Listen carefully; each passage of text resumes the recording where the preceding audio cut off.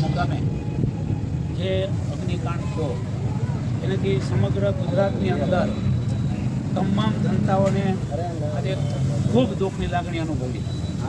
આના અનુસંધાનમાં ગુજરાતના અનેક શહેરોમાં મૃતક આત્માઓને શ્રદ્ધાંજલિ આપવાના આવી રીતે સામૂહિક કાર્યક્રમો ગુજરાતમાં ખૂબ થયા છે.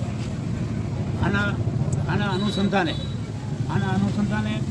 સમગ્ર વેપારી આલમ, કારીગર આલમ, સમગ્ર જ્ઞાતિઓને મૌખિક આમંત્રણ અને વોટ્સઅપથી આમંત્રણથી લઈને પણ આજે આપણે શ્રદ્ધાંજલિનો કાર્યક્રમ આપણે રાખ્યો છે.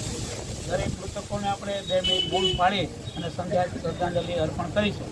સાથોસાથ ગઈકાલે દિલ્હીની અંદર પણ બેબી કેર હોસ્પિટલની અંદર 10 લોકોના અગ્નિકાંડની અંદર મૃત્યુ થયા છે અને આની અંદર 10માંથી 7 તો નાના નાના ભૂલકાઓને પણ અગ્નિકાંડમાં મૃત્યુ થયા છે.